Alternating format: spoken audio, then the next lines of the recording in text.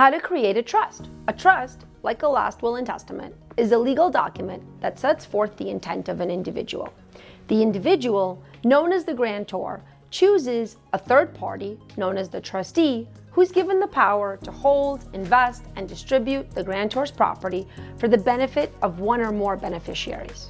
In the case of a revocable trust, the grantor and trustee can be the same person. When we compare a will versus a trust, we generally focus on the many unique benefits that a trust can provide. Benefits that can help save you money, avoid taxes, avoid probate, qualify for government benefits, and overall, just make things way easier.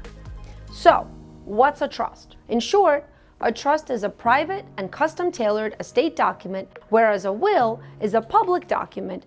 A trust can take effect whenever the grantor wants it to, whereas a will only takes effect upon the death of the individual.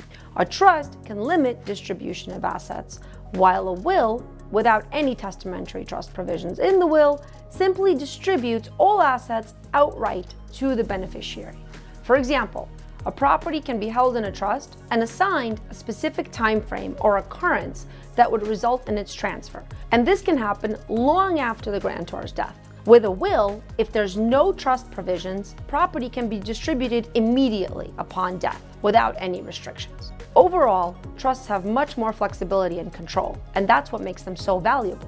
Since we have the ability to write these documents however we desire, we can actually use them as a strategic method to forecast and combat many taxing, expensive, and time-consuming life occurrences. So, how can a trust help you? When we look at trusts, it's important to know that there are many different types. Let's review a few of the most common trusts and how they can help you out. 1. The most basic, a revocable trust. In short, a revocable trust is a great way to avoid probate, which would be the case when someone dies with a will. The will must be publicly validated, while a trust does not have to be. Probate can be very expensive and time-consuming, but in preparing a revocable trust, you can avoid probate entirely and probably save some money. 2. A life insurance trust. A life insurance trust is created for eliminating life insurance proceeds from your taxable gross estate. The life insurance policy of your choice is transferred into the trust, or the trust itself purchases the policy.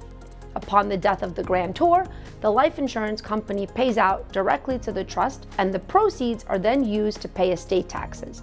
Or, if there are no estate taxes, they can be used for the benefit of the intended beneficiaries. 3. A qualified personal residence trust. A personal residence trust helps the grantor reduce the size of their taxable estate by transferring ownership of their residence into the trust. In this situation, the grantor can still live in the property completely rent-free, but only for a certain period of time.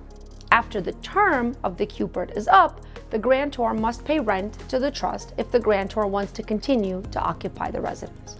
By transferring the property into the trust, it is removed from their taxable estate. 4. A Medicaid Asset Protection Trust. A Medicaid Protection Trust allows an individual to safeguard their assets in a trust in order to qualify for Medicaid. In this case, an elder law attorney offers solutions to reduce assets and overall estate values in order to meet requirements to qualify for Medicaid. 5. A Supplemental or Special Needs Trust. Supplemental Needs Trusts are created for the benefit of a disabled individual. The purpose of the trust is to provide for a disabled beneficiary without disqualifying them from receiving government benefits such as Medicaid or SSI, benefits that a disabled individual significantly needs. 6. A Charitable Trust. Charitable remainder trusts or charitable lead trusts are created to reduce the size of the grantor's estate by naming charities as beneficiaries along with non-charitable beneficiaries.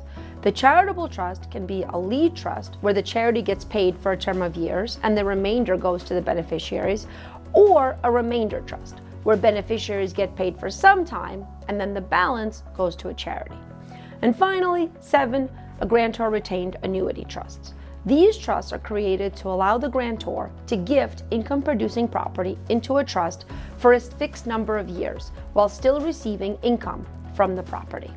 Overall, trusts are powerful tools to outline your wishes in a way that can efficiently and effectively benefit you and your family. Please contact us to schedule a consultation. We can be reached at 917 261-4514. Thank you.